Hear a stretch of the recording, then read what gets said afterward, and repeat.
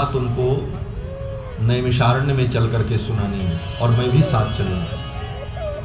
उस समय राम जी का अश्वमेध यज्ञ नैमिषारण्य में चल रहा था। अब देखो, अश्वमेध यज्ञ बहुत बड़ा यज्ञ है, 1 वर्ष में संपन्न होता है। फिर वही धर्माधर्म की बात आ गई। अश्वमेध यज्ञ इतना बड़ा धर्म है, लेकिन अश्वमेध यज्ञ केवल क्षत्रिय कर सकता है, ब्राह्मण नहीं कर सकता। ब्राह्मण कराएगा, लेकिन स्वयं जजमान बनकर के ब्राह्मण अश्वमेध यज्ञ नहीं कर सकता।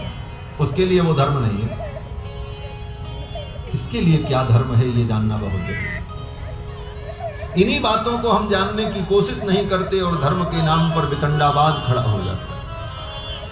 अपने अपने स्वधर्म को जानना ये बहुत आवश्यक है। बार बार गीता में भगवान श्री कृष्ण ने इसी बात पर संकेत किया, स्वधर्मे निधनम श्रेयः परधर्मो भयावह स्वधर्ममपि चावेक्ष न विकम्पितुमर्हसि। अपने अपने स्वधर्म को जानो। हमारे लिए क्या धर्म है, सब सबके लिए नहीं है। अश्वमेध यज्ञ ब्राह्मण नहीं कर सकता, करा सकता है, स्वयं नहीं कर सकता। कराने के लिए तो सब यज्ञ ब्राह्मण ही कराएगा।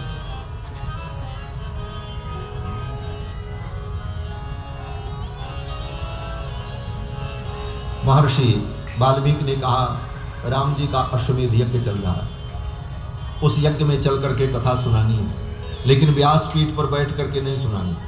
तब बोले गलियों में घूम घूम करके इस कथा का गायन करना।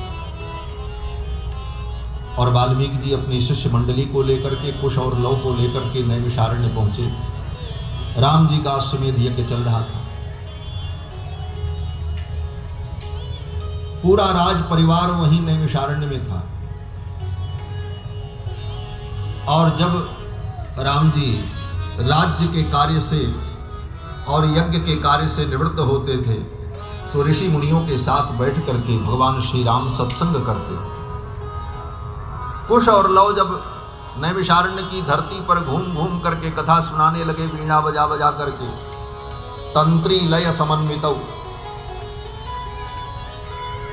अब राम कथा सुनकर, रामायण सुनकर जितने लोग थे वो सब अभिभूत हो गए और कुश और लव के पीछे पीछे चलने लगे। वो जिधर जाएं उधर लोग चल पड़े कथा सुनने के लिए।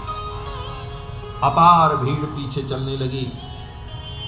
तब तक उधर से राम जी रथ पर बैठ करके आ रहे थे। रथ्यासुराज मार्गेषु ददर्श भरताग्रजः। भरताग्रज रघुनंदन ने देखा रथ पर बैठ करके आते हुए। क्या देखा? बोले कुश और लोग आ रहे हैं और हजारों की भीड़ उनके पीछे चल रही।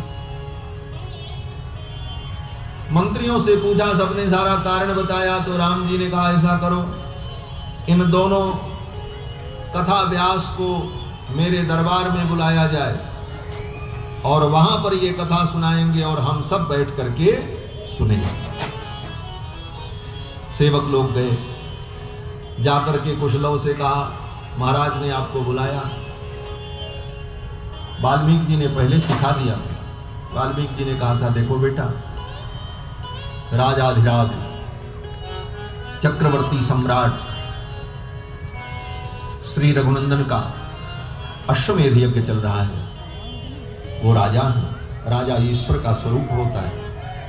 अगर वो आज्ञा करें कि मेरे दरबार में आकर के कथा सुनाओ, तो उनकी आज्ञा मान लेना और चले जाना, उनका सम्मान करना। और कथा सुनाने के बाद वो दक्षिणा देंगे, लेकिन दक्षिणा मत लेना। ये वाल्मीकि जी ने पहले सिखा दिया, दक्षिणा मत लेना। क्यों दक्षिणा मत लेना? बोले भगवान की कथा सुना करके, भगवान की कथा का अनुष्ठान करके दक्षिणा प्राप्त करने का अधिकार केवल ब्राह्मण को है, अन्य किसी को नहीं। और ये क्षत्रिय कुमार हैं, अगर ये दक्षिणा ले लेंगे तो इनको पाप लग जाएगा। कथा सुना करके उसके बदले में दक्षिणा प्राप्त करना, ये मर्यादा केवल ब्राह्मण के लिए विहित है शास्त्र में। और ये क्षत्रिय कुमार हैं, अगर ये दक्षिणा लेकर के कथा सुनाएंगे तो इनको पाप लग जाएगा। लेकिन वाल्मीकि जी ये भी नहीं बता सकते कि तुम क्षत्रिय हो।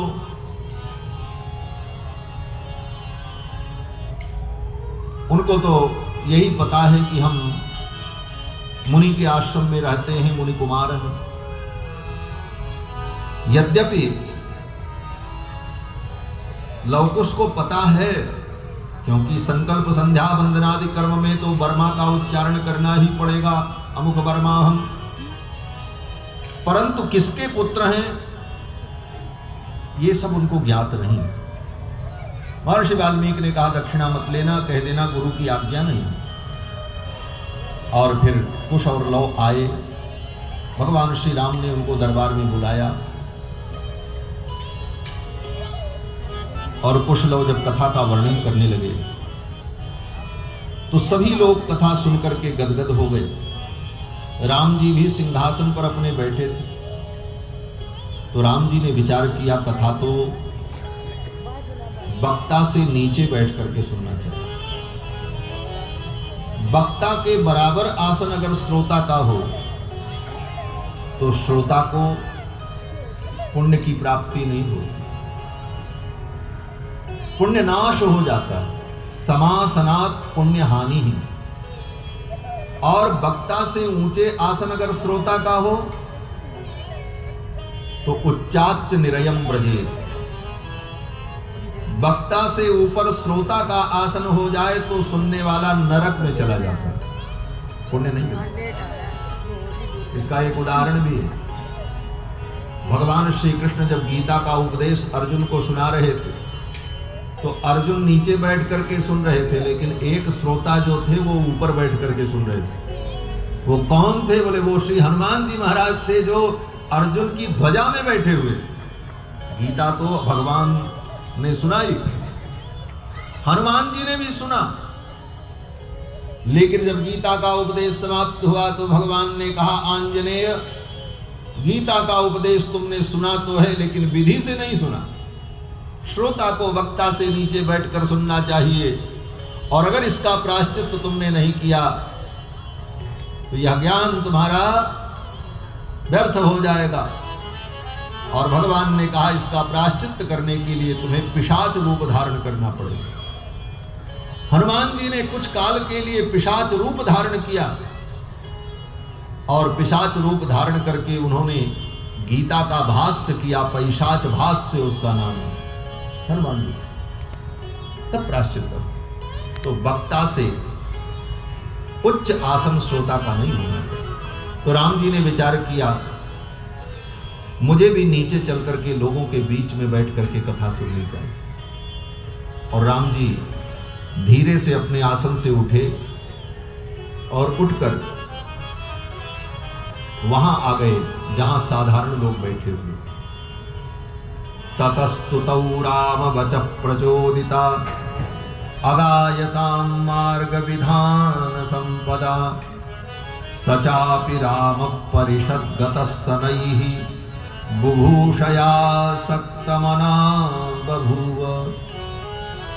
सचापि राम परिषद्गतः, राम जी अपने मंच से उतरे और उतरकर परिषद्गतः, जहां साधारण लोग बैठे थे उनके बीच में जाकर के राम जी बैठ गए कथा सुन। ये मर्यादा राम जी से सीखनी चाहिए। चक्रवर्ती सम्राट यज्ञ में दीक्षित हैं, लेकिन कथा सुनने के लिए जाकर के साधारण लोगों के बीच में गए। और कितने धीरे से बैठे, बोले जिसके बगल में बैठे उसको भी पता नहीं चला कि मेरे बगल कौन आकर के बैठे। ये राम जी से सीखो। मैं कथाओं में कहता हूं, कथा में आओ